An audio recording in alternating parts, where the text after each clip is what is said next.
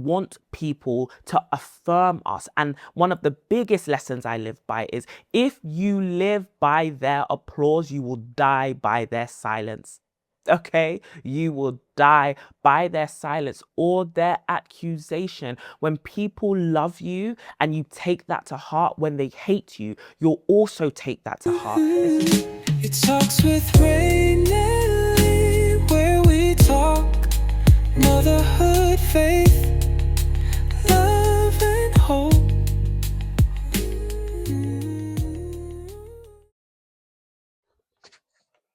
Welcome back to Talks with Raynette Lee, your host, Raynette Lee. So I had a thought. I've written about people pleasing before in my past, but I really didn't know what to say but the generic because it was still something that I realized I was still going through. Well, I kind of realized it, but you ever have something that you want so bad to get rid of, like a flaw in your character, a flaw in your personality you wanted to get rid of? So you do some work and then you say it's gone. But in actuality, in fact, some of the flaws in our personality or in our character are things that we developed over time due to trauma, you know. And we speak about trauma a lot, and trauma could be something as simple, not simple.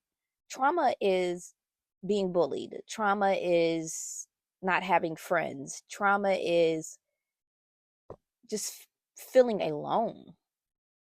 And the people pleasing for me started because of those, every single last one of those. I have never really been a person who could keep friendships. I've never really been a person who could choose friends right. And if I'm honest, most of the people that stayed around me for long chose me. And I'm like, okay, they chose me. Yay, you know? And the reality is that a lot of those people, they either chose me because they at the time maybe a friend that they used to be with is not there and now oh, she's here, but when the friend comes back they usually don't choose me anymore and they usually all of a sudden disappear. And I mean, these people have even called me best friend and then they just disappear, right? And I'm like, well, what did I do? And it might be something as simple as maybe I said something wrong or in the wrong tone one time or something like that. And to be honest, I really don't know because they just leave, and they don't ever find me the type of person to have the conversation with and everything like that. And a lot of these friendships in the past, I used to try to have the conversation, but now I kind of just avoid it. And I think it's just because of the trauma behind all of that. But that's another flaw in my character that I'm working on. But I'm also I also want to ask myself the question, does a relationship really matter to me when I'm having these conversations? Because there's some people out there where it gets even more traumatic when you're trying to have a conversation with someone and they're gaslighting you or they're not taking responsibility for something. And you're just like, well, I mean, am I always tripping or am I seeing something that people just don't want to be real about? But anyway, that's something other. But anyway, it's trauma where my people pleasing comes from. It's the feeling of needing to be liked, or I will be um what word am I trying to isolated from everybody. Because I've had situations where I've been the only one in the friend group who wasn't like who wasn't invited to something or something like that. And it hurt because we're in the social media standpoint, and reality is that I only had a problem with one person in the group, and the rest of the group decided that I was not important enough to be there, which is hurtful, you know and it really just brings a question to me and made me think about people pleasing and where it stems from. Sometimes we want to say that it stems from a weakness, like, but reality is it stems from something that we develop to protect us. as is someone's anger, as is someone's quickness to react, or lack of empathy. All of this stems from a need to protect ourselves. And coming to Christ, giving your life to God, you realize that you can't carry that with you anymore, because they hated Jesus. They hated Jesus. So if you're going to walk with Jesus, you have to understand that they're going to hate you, and not because you are who you are, because you carry his light. And there's no room in the kingdom for people pleasers. Like, and it sucks because now you're reliving, because you're almost forced to relive things in your past that you thought you got past by people pleasing. But reality is to this is that none of them really like you for you. They're going to like you for what you can do when you're a people pleaser. And that's, you bring light to the conversation. You listen. You're usually attentive to people, and you make them feel better about yourself. But the problem is that they don't do the same for you, and you're not even really being yourself. So there's no genuineness to it. But it's not like you're being fake. You just want to feel safe, you know?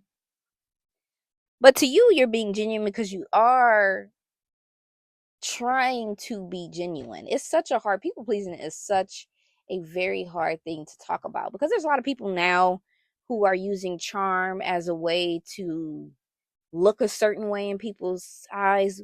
But with genuine people pleasing, you actually do care, not just about how you look, but how you make people feel. You don't want to hurt nobody. You don't want to make them feel any way.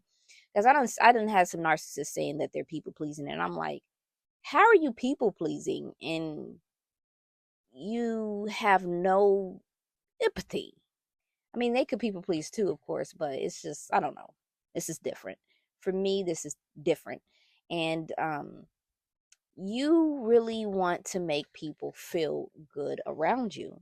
And sometimes in the kingdom, conviction, if you're there to bring a word of conviction, it's gonna ruffle some feathers. It's going to, unfortunately, ruffle some feathers. And there's just some situations, like, I'm laughing because, man, there's just some situations, even me having an opinion, where I've made people mad. And I'm just like, and it's straight from the Bible, or them trying to, almost twist the Bible. And you're like, no, that's not what it says. And you're just gonna make some people mad. It's just, at this point, it's one of those where you're like, it is what it is. You gonna ruffle some feathers. So there's no room in the kingdom for people pleasing.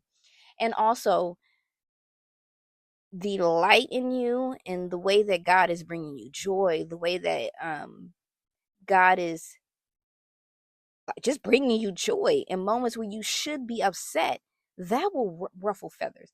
That will make people upset. They won't even know why the spirit in them feels so agitated by your joy.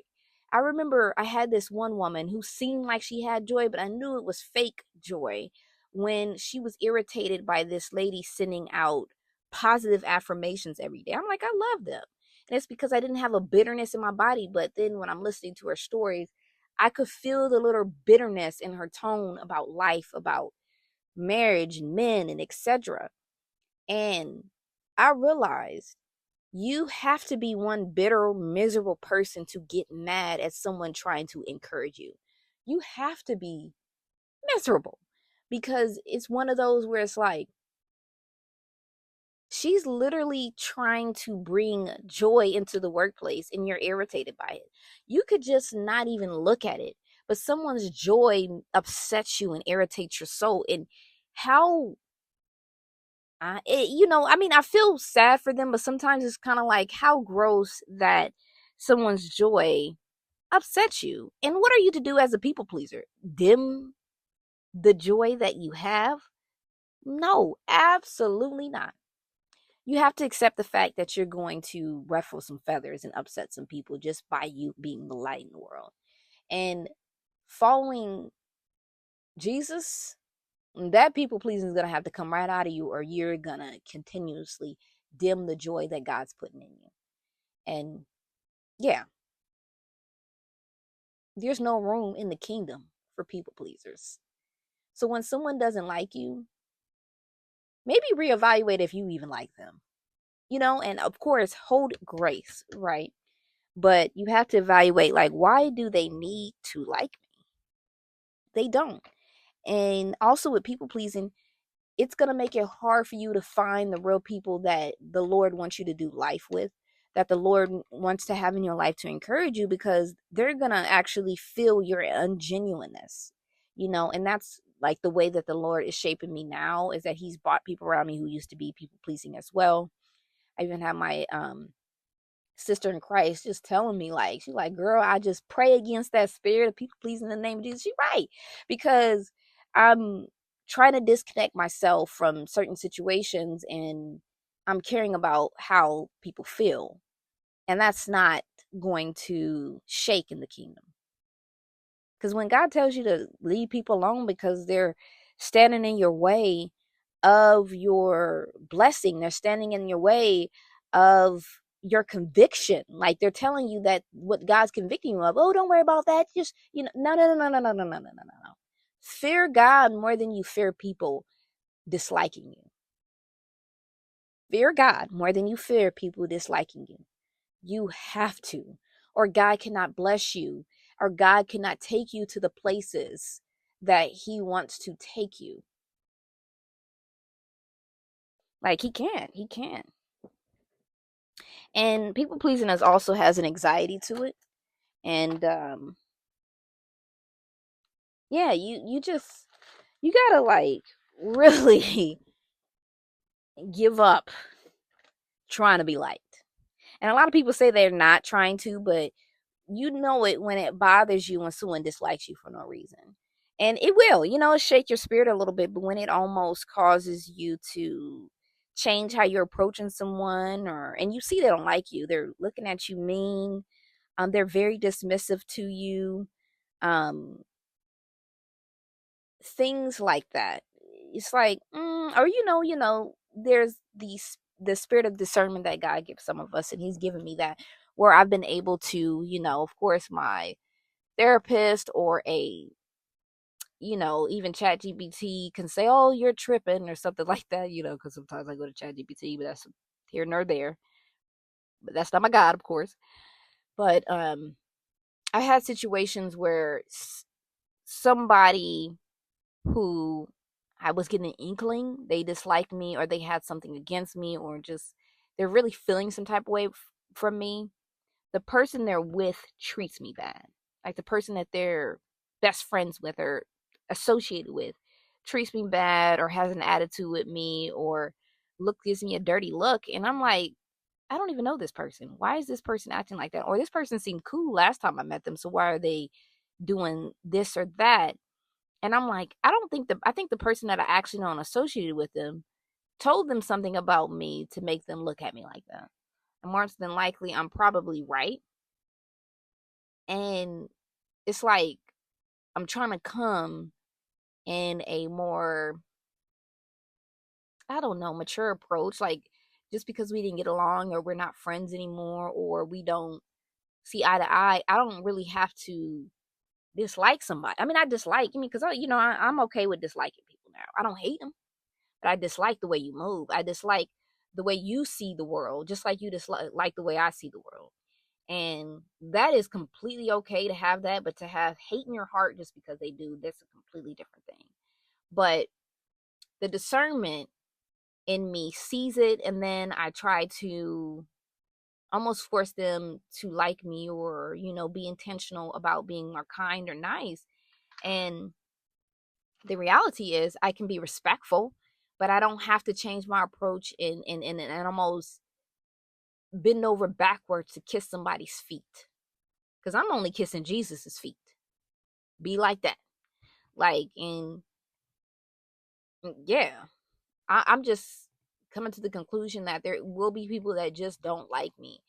And if they don't want to speak to me, if they don't want to have anything to do with me, I am completely okay with that, because there's an inkling where I know that God's protecting me from something when it comes to them. It could be a spirit of envy on them, or manipulation. You never know. So you just got to be really careful, because somebody might not like you because it's in God's design for them not to like you. And that's all. That's all. So come back next time for another Talks with Raynette Lee. Deuces.